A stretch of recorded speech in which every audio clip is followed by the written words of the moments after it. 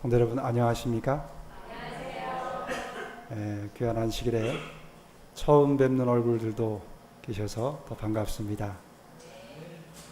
제가 이 설교 시간에 웬만하면 파워포인트 사용하지 않는데 오늘 좀 몇 글을 좀 보여드리려고 그랬는데 화면이 너무 안 좋으네요. 괜찮으십니까 여러분들 보시기에? 상당히 아주 이 바탕 색이 전혀 살아나지 않는 것 같아서 조금 눈이 피곤하실 것 같습니다. 조금 상태가 좀 좋지 않은 것 같지만 좀 말씀을 그냥 좀 드리겠습니다. 오늘 저는 사실 우리 어제 모친상을 당하신 우리 최창규 집사님 또 우리 형제분들이 계셔서 그분들과 함께 더욱 예배를 같이 드릴 수 있지 않을까 하는 기대를 좀 하고 말씀을 좀 준비했는데 아마 일찍 가셨는지 피곤해서 못 오셨는지 오시지를 못하셨네요. 그럴지라도 여러분과 함께 하나님의 귀한 말씀을 좀 나누고자 합니다. 제가 여러분과 함께 오늘 나눌 말씀은 신약 성경 로마서 8장에 있는 말씀입니다. 8장 32절 말씀인데 여러분 뜨나요? 여러분이 보기에 아주 참 많이 불편한데 혹시 집사님 이거 핸드마이크 어디 있지요? 저를 좀 주시지요. 핸드마이크 가져가셨나요? 어디 있어요? 제가 조금 이게 좀 자리가 좀 불편해서 핸드마이크를 좀 쓰겠습니다. 같이 좀 읽어볼까요? 좀 보이십니까? 잘 색상이? 같이 저 위에 것이 좀 원래 좀 이게 프로젝트 연결 부분이 아마 지금 좀 안 좋은 것 같아요. 그냥 같이 자기 아들입니다. 처음에 함께 있습니다. 시작. 자기 아들을 아끼지 아니하시고 우리 모든 사람을 위하여 내어주신 이가 어찌 그 아들과 함께 모든 것을 우리에게 은사로 주지 아니하시겠느냐. 로마서 8장 32절에 있는 말씀입니다. 이 로마서는 사도 바울이라고 하는 사람이 쓴 편지가 성경이 된 책입니다. 그런데 이 로마서 8장은 로마서 7장에 보면 바울이라고 하는 사람이 원래는 유대 종교를 가지고 있던 사람입니다. 그러다가 예수님을 믿게 되고 기독교인, 그리스도인이 됩니다. 근데 예수님을 믿고 그리스도인이 된 후에 바울이 마음에 고민을 하게 됩니다. 어떤 고민을 하게 되냐면 자기 자신이 예수님을 믿음으로 새로운 출생을 경험하고 믿음 안에서 새로운 삶을 살게 되는데 자기의 본성 가운데는 죄를 좋아하는 마음이 있었습니다. 그래서 이 원래 그 가지고 있던 죄의 본성과 거듭난 새로운 본성이 그 두 사이에 투쟁이 있게 됩니다.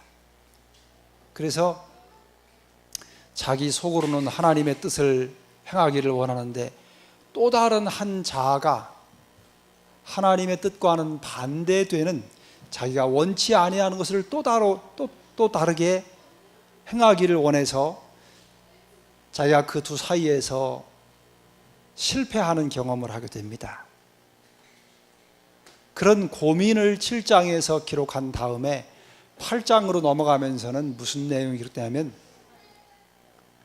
그리스도 예수 안에 있는 사람에게 더 이상 정죄함이 없다고 하는 사실을 깨닫게 됩니다. 그리고 그 하나님의 놀라운 구원의 능력을 경험하면서 믿음 안에서 확신을 갖게 됩니다. 물 주시니까 감사합니다. 주사님 고맙습니다. 그러면서 이 8장 후반부에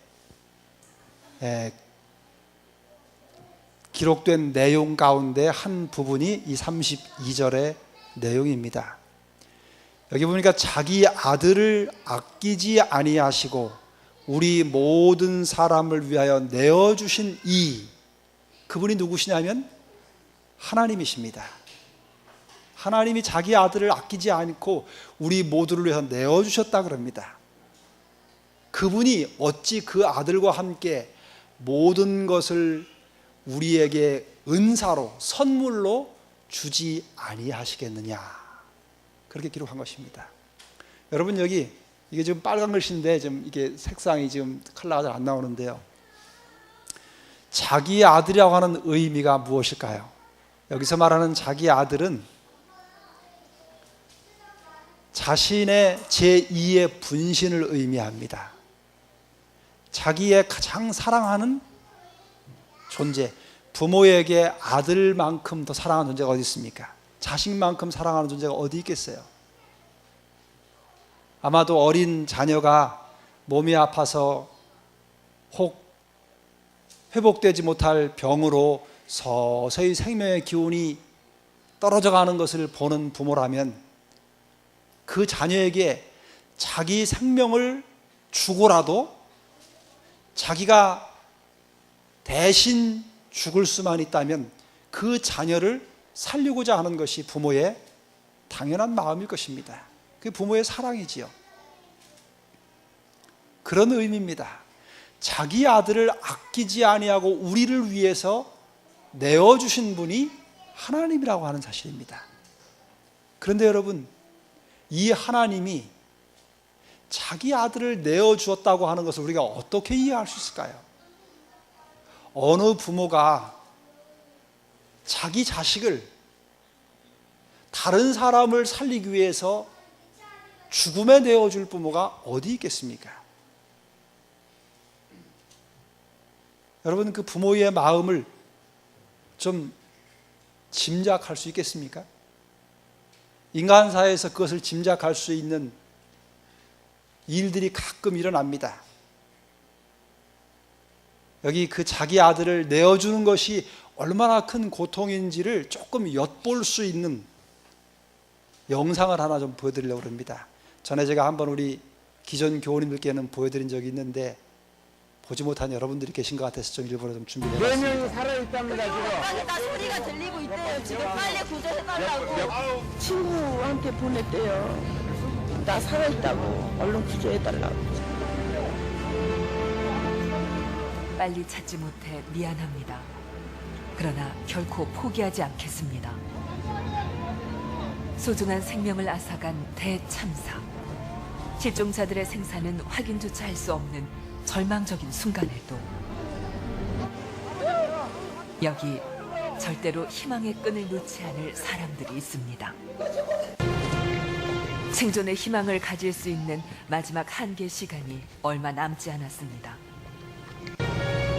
신락 같은 희망을 움켜쥐고 버텨온 부모들도 점점 말을 잃어갑니다. 그때 누군가가 항구에 놓여있던 마이크를 들었습니다. 살 수가 없어. 너 죽으면 나도 죽을 거야. 와. 저기 차가운 바닷속에 있는 아들, 딸을 향한 부모들의 애끓는 응원의 릴레이가 그렇게 이어졌습니다.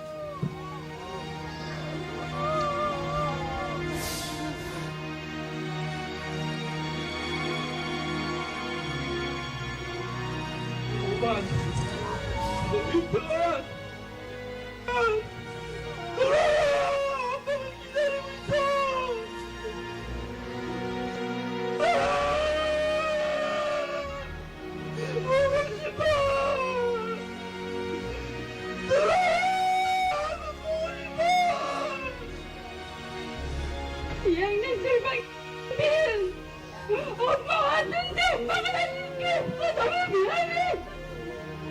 엄마 너무 못하는 거 알지? 무조건 엄마 품으로 돌아와야 돼.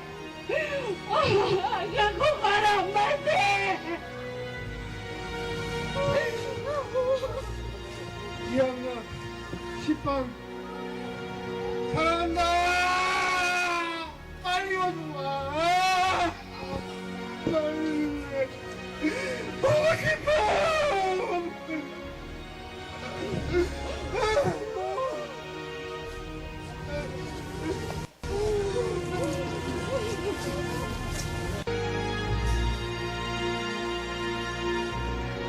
제발 살아있기를, 기적이 일어나기를, 신락 같은 희망을 놓지 못한 채 모두가 저마다의 사투를 계속하고 있습니다.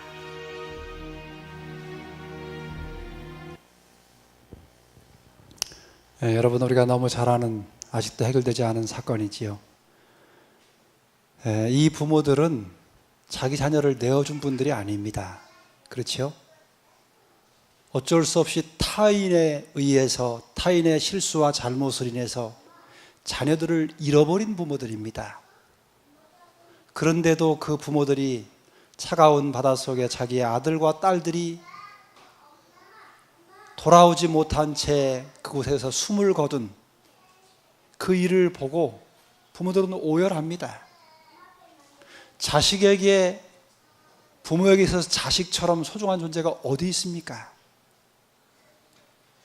그런데 여러분, 성경은 뭐라고 말하냐면 자기 아들을 아끼지 아니하시고 내어주셨다 그럽니다.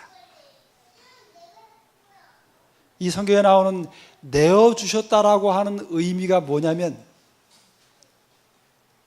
넘겨줬다라는 그런 의미입니다. 이 내어주신 하나님의 그 마음이 이 구절 가운데 기록되어 있는데, 그 내어주셨다고 하는 의미를 우리가 조금 더 이해하면 하나님이 어떤 마음을 가지셨는지를 더 깊이 이해할 수 있습니다.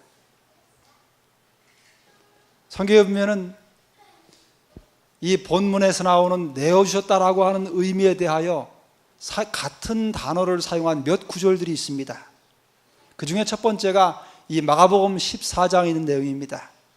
예수님의 12 제자 가운데 하나인 가룟 유다라고 하는 사람이 자기의 스승을 팔아버린 사건을 기록합니다. 여기 12 중에 하나인 가룟 유다가 예수를 넘겨주려고 대제사장들에게 갔다 그랬습니다. 이 넘겨준다는 말이 판다는 말입니다. 쉽게 말하면. 근데 이 같은 단어가 자기 아들을 아끼지 아니하고 내어주셨다라고 하는 말과 똑같은 단어입니다. 그 다음에 이 마가복음 15장 1절에 보면 이 대제사장들이 장로들과 서기관들을 공회로 더불어서 모아서 의논을 합니다.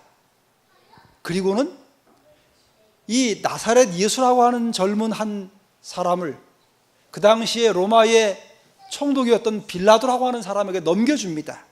이것도 역시 같은 의미입니다. 그 다음에 누가복음 23장에 보면은 예수님을 또 넘겨준다는 말이 나옵니다. 마가복음 15장 15절도 마찬가지입니다. 여러분, 우리가 역사에서 예수님을 십자가에 못 박아 죽인 사람을 보통 누구라고 이야기합니까? 실질적으로 예수님을 십자가에 못 박은 사람은 로마의 군병들입니다. 그런데 그 의미적으로 예수님을 십자가에 죽게 한 사람을 이야기할 때 유대인들을 가리킵니다. 넓은 의미에서 유대인들입니다. 근데 좀 더 구체적으로 들어가면 예수님을 십자가에 못 박은 사람을 누구라고 말하냐면 유대의 종교 지도자들을 가리킵니다. 백성들을 대표하는 종교 지도자들이 예수님을 십자가형을 당하도록 로마의 군인들에게, 로마의 총독에게 넘겨주는 일을 누가 했냐면 종교 지도자들이 한 것입니다. 그래서 예수님을 죽인 사람을 누구라고 이야기하냐면 유대 종교 지도자들이다, 그렇게 이야기합니다. 넘겨준다라고 하는 말은 그를 죽인다라고 하는 말입니다. 그러니까 로마서에 나오는 이 8장 32절에 자기의 아들을 아끼지 아니하시고 우리 모든 사람을 위하여 내어주셨다라고 하는 그 내어주신다고 하는 말의 의미는 자기 아들을 죽였다라고 하는 말입니다. 여러분 생각해 보십시오. 부모가 자기 자녀를 어떻게 죽일 수 있습니까? 그거는 정상적인 사고를 가진 부모라면 불가능한 일입니다. 왜냐하면 그 자녀를 사랑하는 마음이 분명히 있기 때문에 그렇습니다. 그런데 하나님은 자기 아들을, 죄지은 인간을 살리시기 위해서 자기 아들을 죽이셨다라고 성경은 기록하고 있는 것입니다. 그렇다면 여러분, 왜 하나님께서 자기의 아들을 죽음에 내어주도록 하셨을까? 여러분, 이 사실을 잘 이해하는 것이 너무나도 중요합니다. 왜 예수를, 자기 아들을 죽이도록 그렇게 내어주셨는가? 여러분, 많은 사람들이 이렇게 이야기합니다. 전혀 안 보이네요. 제가 그냥 읽어드려야 할 것 같네요. 많은 사람들이 생각하기를 하나님이 죄지은 인간을 사랑하시는 것은 예수님이 십자가에서 죽으셨기 때문에 그 죽으신 예수님의 그 고난을, 죽으심을 인해서 하나님이 죄인을 사랑하신다고 그렇게 생각합니다. 근데 여기 이렇게 기록합니다. 그러나 이 큰 희생을 한 것이 하늘 아버지의 마음에 사람에게 대한 사랑을 일으켰거나 또는 아버지로 하여금 구원하시고자 하는 생각을 가지게 한 것이 아니다. 결코 그런 것이 아니다. 하나님이 세상을 이처럼 사랑하사 독생자를 주셨다. 아버지께서 우리를 사랑하시는 것은 이러한 큰 속죄를 인함이 아니니 그가 우리를 사랑하심으로 이러한 속죄를 준비하신 것이다. 그리스도께서는 하나님께서 그 무한하신 사랑을 타락한 세상에 부어주시는 일의 매개자가 되셨다. 여러분, 이 내용을 잘 이해하는 게 필요합니다. 흔히 많은 사람들이 예수님이 십자가에 죽으셨기 때문에 하나님이 우리를 죄에서 구원하시고 영원한 생명을 우리에게 주신다라고 그렇게 막연하게 이해하는 경향이 있습니다. 마치 하나님이 우리가 죄를 지음으로 우리를 사랑하지 않고 미워하시는데 우리가 지은 죄의 대가를 예수님이 십자가에서 대신 치르셨기 때문에 그 죄의 대가를 치룬 그것으로 인해서 우리에게 영원한 생명을 주시는 분인 것처럼 그렇게 이해할 수 있습니다. 그러나 여러분, 사실은 그것이 아니라고 하는 것입니다. 오히려 하나님이 우리를 너무너무 사랑하시기 때문에 우리가 지은 죄로 죽을 수밖에 없게 된 당신의 자녀들을 영원한 생명으로 살리시기 위해서 독생자이신 예수 그리스도를 십자가에서 죽도록 내어주셨다라고 성경은 가르치고 있는 것입니다. 여러분, 이 두 가지는 비슷한 것 같지만 너무나도 큰 차이가 있습니다. 하나님이 우리를 너무너무 사랑하셔서 자기의 하나밖에 없는 외아들을 친히 죽이신 그 사실로 인해서 우리가 영원한 생명을 얻게 됐다고 하는 것이 성경의 바른 가르침입니다. 어떻게 그 하나님의 마음을 우리가 다 이해할 수 있겠습니까? 여러분, 여기 이 토절하고 하는 사람은 이렇게 기록했습니다. 한번 같이 읽어볼까요? 같이 읽습니다. 시작. 만일 누군가 하나님께서 십자가를 보시고 그분의 녹이 어린 찌푸린 얼굴을 펴시고 마지못해 미소를 짓기 시작하셨다 라고 말한다면 그는 기독교적 사상을 말하는 것이 아니라 이교적 사상을 전하는 것이다. 여러분, 하나님께서 십자가에 달려 죽으신 예수님을 보시고 환한 얼굴을 펴시고 마지못해 미소를 짓기 시작했다. 이 표현은 하나님이 인류를 사랑하지 않으시는데 그 아들이 대신 죽었기 때문에 아들 때문에 인류를 사랑하시는 그런 분으로 하나님을 이해한다면 그것은 성경이 가르치는 기독교적인 바른 사상이 아니라 이교적인 사상을 가르치는 것이라고 하는 의미입니다. 여러분, 자녀들이 성장하면 이제 결혼을 시키지요. 예를 들면 사랑하는 아들이나 딸이 다 성장해서 성인이 됐습니다. 근데 어느 날 딸이 한 남자를 데리고 왔어요. 근데 부모가 보니까 남자가 별로 탐탁치가 않아요. 사윗감이. 근데 딸이 너무 그 남자를 사랑합니다. 그러니까 부모는 어떻게 해요? 자식 이기는 부모 없다고. 부모 마음에는 조금 마음에 안 들지만 누구 때문에요? 딸 때문에 그 남자를 사위로 맞이하고자 마음에 생각을 바꾸는 것이 부모의 마음입니다. 근데 마치 하나님이 그런 분인 것처럼 생각한다면 하나님을 잘못하는 것이라 이 말입니다. 여러분, 성경에서 가르치는 하나님은 어떤 분이냐면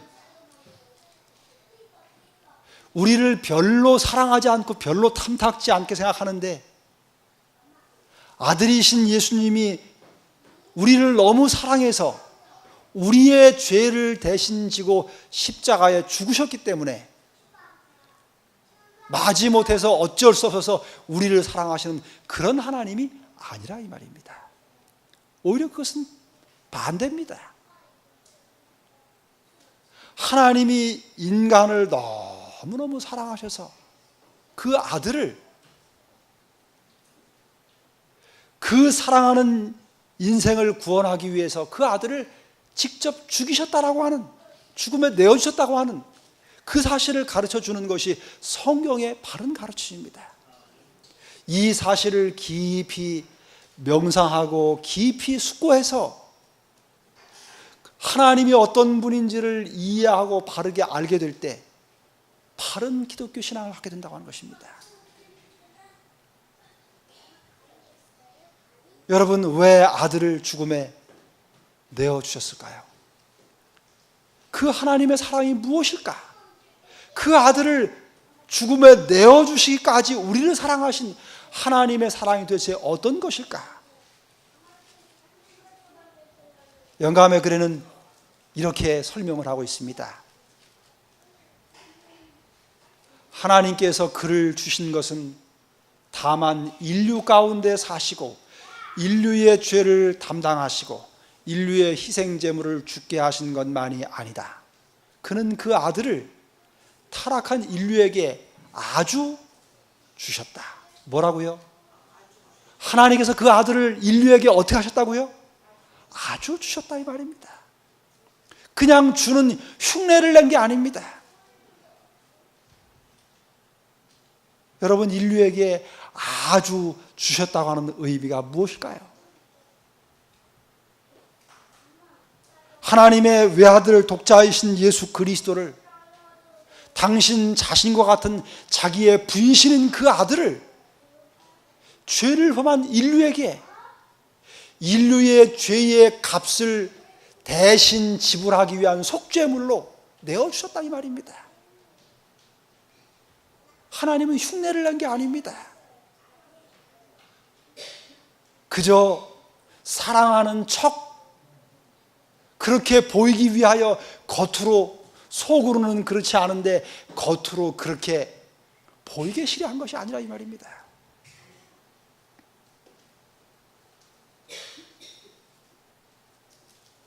여기 한번 읽어봅니다. 같이 읽습니다. 시작. 하나님과 일체이셨던 그는 도무지 끊을 수 없는 줄로 그 자신을 인류에게 붙들어 매셨다. 여러분, 인류에게 예수님이 그저 오셔서 33년 반 동안 이 땅에 사시다가 죽으시고 인류의 죄를 대신 지셨으니 그것으로 끝난 게 아닙니다. 영원한 세월 동안에 예수님은 당신 자신을 죄지은 인간과 도무지 끊을 내야 끊을 수 없는 줄로 완전히 붙들어 매어 주신 것입니다. 다시 말하면 우리와 똑같은 인간이 되셨다고 하는 것입니다. 영원히 인성을 쓰셨다고 하는 것입니다. 영원히 사람이 되신 것입니다.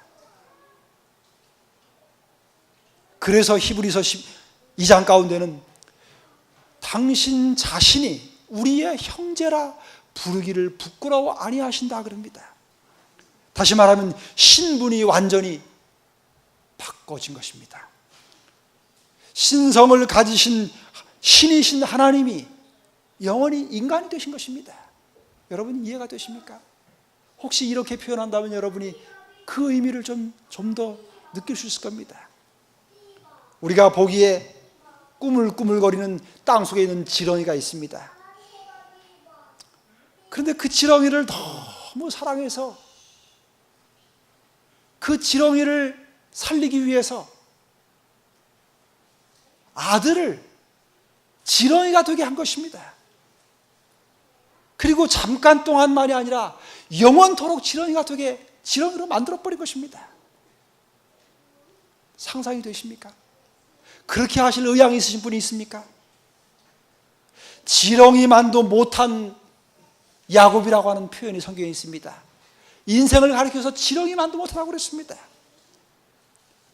그런데 우리 중에 누가 우리의 사랑하는 아들을 지렁이를 사랑해서 지렁이를 위해서 사람인 아들을 지렁이로 내어준 사람이 누가 있겠습니까? 그것도 잠깐이 아니라 영원한 세월 동안 말입니다. 불가능한 일입니다. 그것이 바로 하나님의 다 측량할 수 없는 사랑입니다. 그 일을 통해서 어떤 일이 우리에게 벌어졌는가? 여기 정례기란 14쪽에 있는 말씀이 있습니다. 같이 다시 한번 읽습니다. 그는 시작. 그는 아버지의 보좌 앞에서 인성을 쓰신 우리의 희생 제물이시요 우리의 중보자시요 우리의 맏 형님이시요 영원한 시대를 통하여 당신의 구속하신 인류와 일체가 되신 인자이시다. 같이 있습니다. 그 밑에도 우리의 구속을 위하여 갚으신 대가 곧 그 아들을 주사 우리를 위하여 죽게 하신 하늘 아버지의 희생은 그리스도를 통하여 우리가 어떠한 자가 될 수 있다는 것에 고상한 관념을 우리로 가지게 하는 것이다. 여러분, 예수님이 인성을 쓰신 그 일로 인해서 우리에게 찾아온 변화가 무엇입니까? 그것은 우리의 가치가 완전히 달라졌다고 하는 것입니다.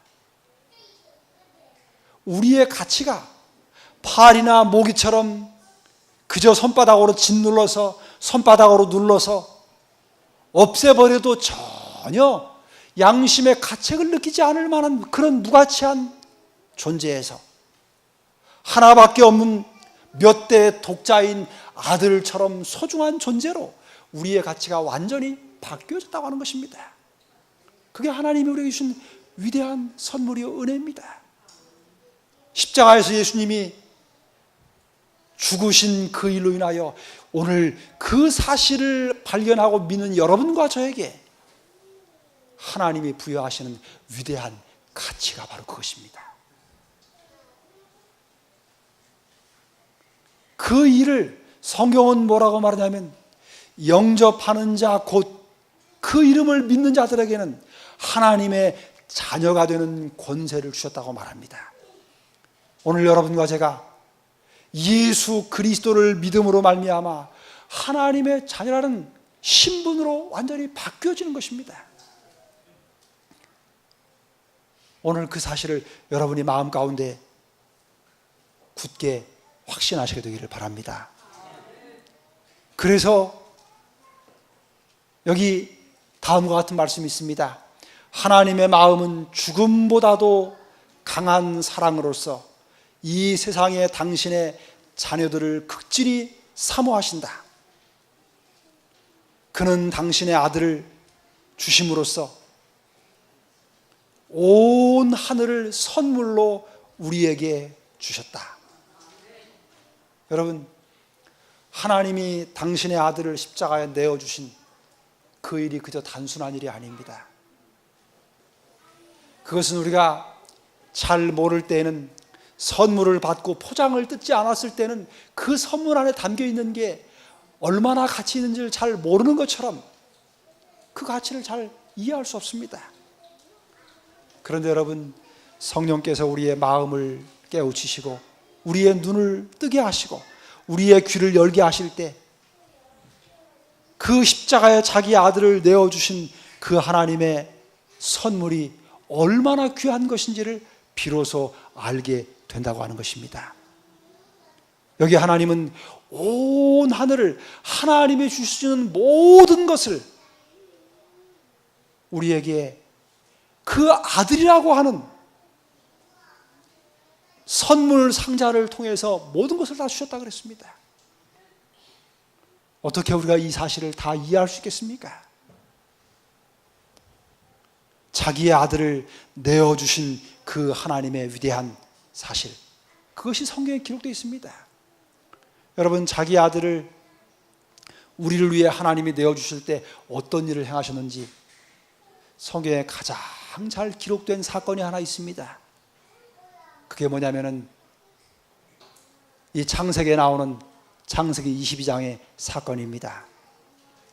여러분, 창세기 22장에는 무슨 사건이 나오지요?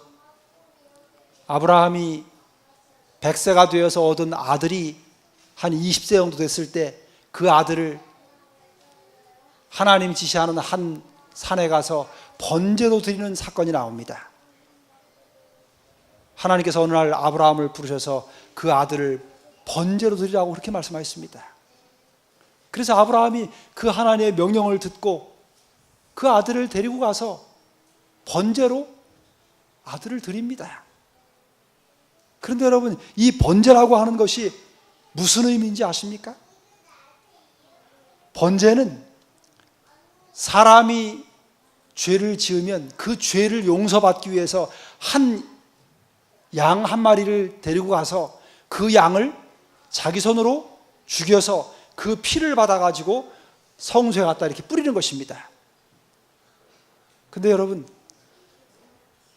그것으로 끝나는 게 아니고 이 짐승을 각을 떠가지고 가죽을 벗기고 각을 뜨고 그거를 제단에 갖다가 놓고서 불을 사르는 것입니다. 여러분, 이렇게 하는 겁니다. 한번 제가 영상을 보여드리겠습니다. 이게 번제입니다. 번제를 시연한 것인데요, 여기 양 한 마리가 있습니다. 이 검은 옷을 입은 사람이 그 양의 머리에 안수하고 자기 죄를 다 고백합니다. 그리고 자기 손으로 그 목에 그 심장을 찌릅니다. 그럼 저렇게 버둥거리며 죽어갑니다. 그러면 그 피를 받아가지고 제사장이 성전에 갖다 휘장에 뿌립니다. 그걸로 끝나는 게 아니고 저렇게 죽인 양을 가죽을 벗깁니다. 여러분, 가죽을 벗기는 게 뭡니까? 창세기 3장에 보면 아담과 하가 범죄했을 때 하나님이 가죽 옷을 해 입혔다 그랬어요. 다시 말하면 하나님이 그 양을 죽여서 가죽을 벗겨서 옷을 해 입힌 것인데, 저 양이 누구를 상징하냐면 우리의 죄를 대신해서 죽으실 예수님을 상징하는 겁니다. 여러분, 우리가 죄를 짓고 영광의 두루마리를 잃어버린 후에 죄인 됐습니다. 그리고 우리는 죽을 수밖에 없게 됐습니다. 그 죽을 수밖에 없게 된 우리를 대신해서 예수님이 대신 죽으시고 당신이 가지고 있던 의의 두루마기를 우리에게 주시는 것입니다. 그래서 우리가 의인이 되는 것입니다. 그리고 저렇게 각을 뜨고 다 다리는 다리대로 목은 목대로 다 자릅니다. 그리고 그것으로 끝나는 게 아니고 내장을 다 끄집어냅니다.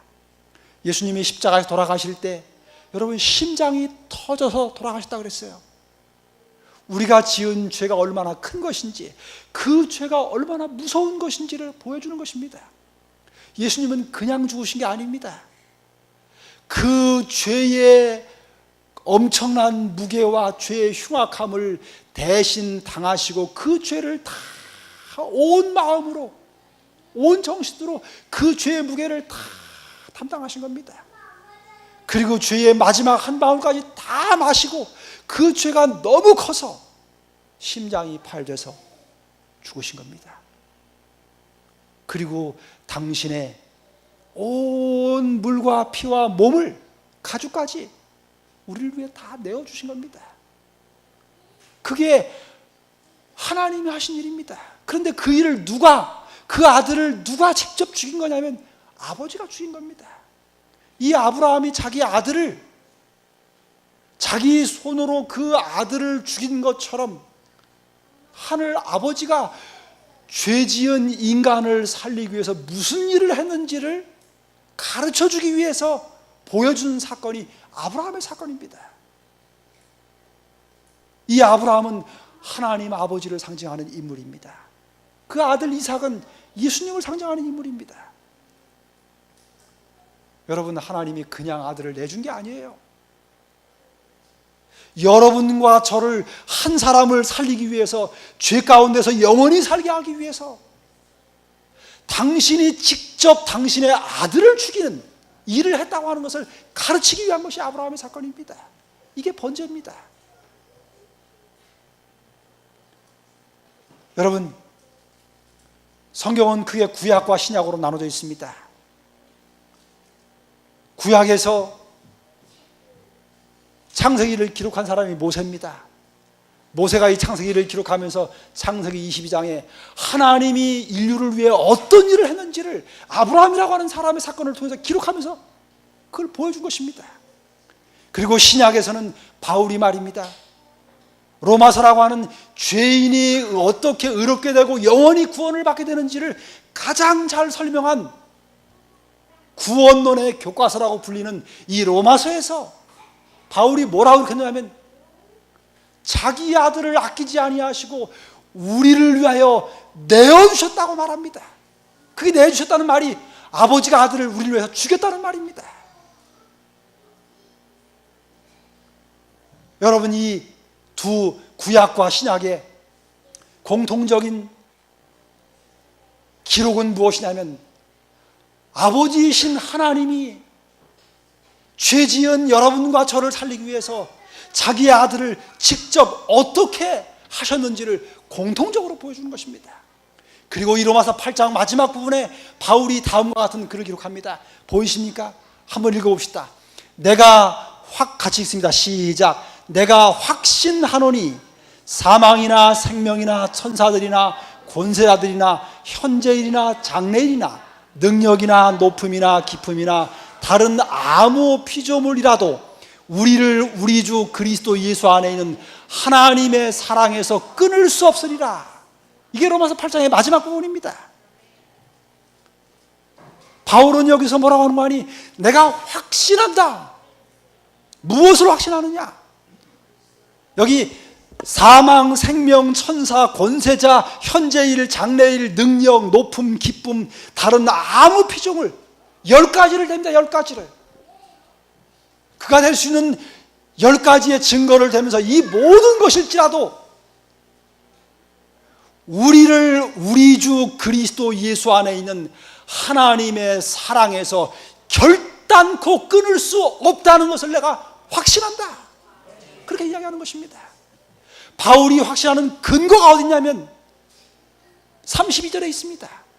하나님이 자기 아들을 우리를 위하여 내어주신, 죽이신 그 하나님의 위대한 사랑 때문에 우리가 결단코 우리를 구원하시는 하나님의 사랑에서 절대로 끊어질 수 없다. 구원을 잃어버릴 수 없다고 바울은 깊은 확신을 가지고 기록하는 것입니다. 여러분, 오늘 하나님께서 여러분을 사랑하시고 여러분을 구원하신 것을 확신하십니까? 구원에 대한 놀라운 확신을 가지고 있습니까? 그렇다면 그 구원의 확신이 어디에 근거한 것입니까? 바울은 이야기하기를 우리를 위하여 자기 아들을 죽이신 그 하나님의 사랑 때문에, 그 일 때문에 우리가 결코 하나님의 사랑에서 끊어질 수 없음을 확신한다고 그는 그렇게 힘주어 기록하는 것입니다. 여러분이요, 하나님이 우리를 얼마나 사랑하시는지, 우리의 구원을 위해서 무슨 일을 하셨는지, 우리의 구원이 무엇에 근거했는지, 오늘 그 사실을 여러분 깊이 생각하시기를 바랍니다. 그리고 그 사실을 인해서 바울처럼 깊이 확신하시고 하나님의 사랑을 인해서 구원에 대한 깊은 확신과 기쁨과 감사 가운데 사시기를 바랍니다. 그 위대한 역사가 어디에서 이루어진 것이냐면 바로 십자가에서 이루어진 사건입니다. 여러분, 십자가는 그저 목걸이로 달고 다니라고 있는 것이 아닙니다. 나 같은 죄인을 위해서 그 위대하신 하나님이 무슨 일을 하셨는지를 가장 잘 보여주는 최고의 증거물이 십자가 사건입니다. 그 십자가에서 예수님이 돌아가실 때 하나님이 무슨 일을 하셨는지, 오늘 그 사실을 하나님은 우리가 알기를 원하십니다. 그래서 여러분, 우리가 하늘에 가면 영원히 연구할 과목이 있습니다. 그 과목이 뭐냐면 과학이 아니라 십자가라고 하는 과목입니다. 우리가 영원히 찬송할 노래 부를 음악 과목이 있는데 그 과목의 주제가 뭐냐면 십자가입니다.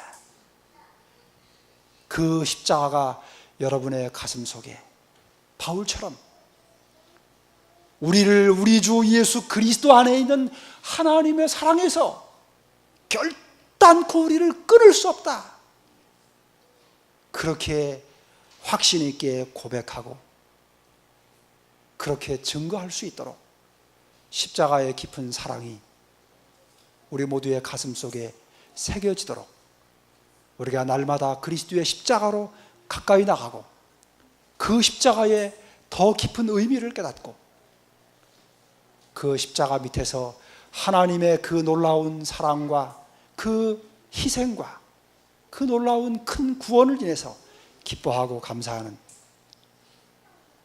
구원받은 하나님의 백성들로 살아가시게 되기를 간절히 바라면서 말씀을 드리겠습니다.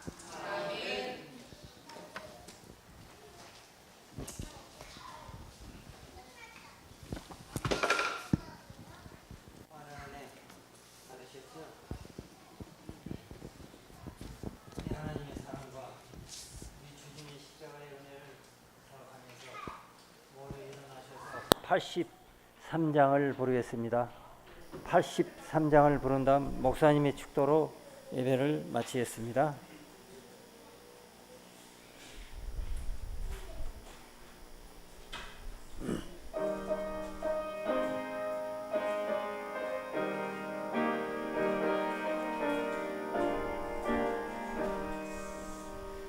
크신 하나님의 사랑 말로 다 영영 못하네.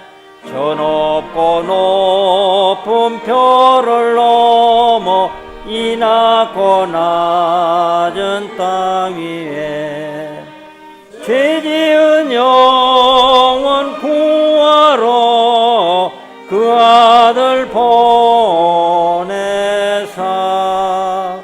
화목제 삼아 주셔서 죄 용서하시네.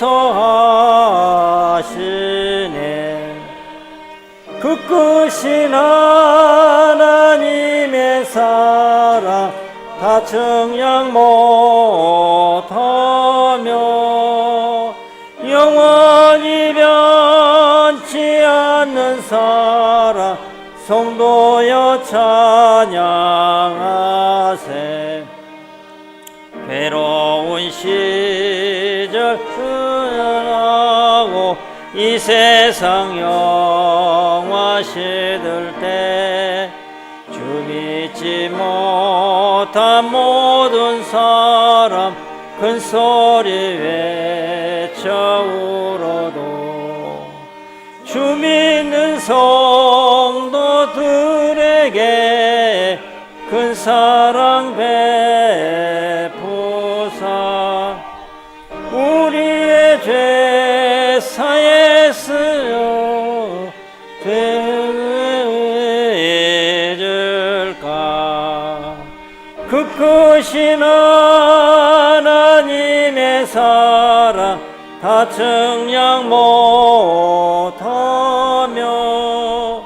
영원히 변치 않는 사랑 성도여 찬양하세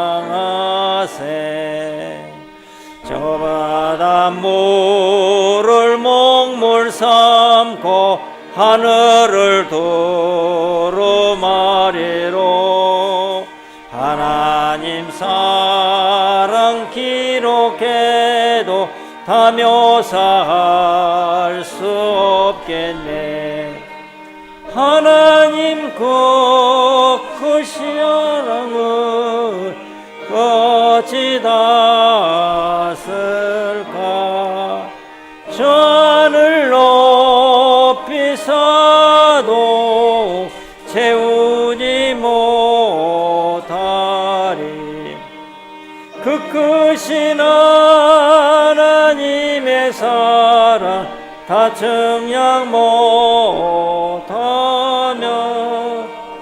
영원히 변치 않는 사랑 성도여 찬양하세 아멘. 우리를 죄에서 구원하기 위해서 당신의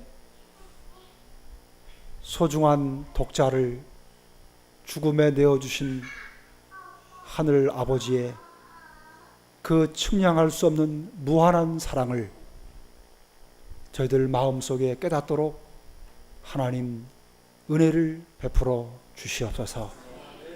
그리스도의 십자가가 우리의 심령에 새겨지게 해주시고 그 십자가에 나타난 하나님의 그 크신 사랑이 우리의 마음과 생애를 변화시키는 위대한 역사를 이루도록 아버지 우리 모두를 축복해 주시옵소서. 예수님 귀하신 이름으로 간절히 기도드리옵니다.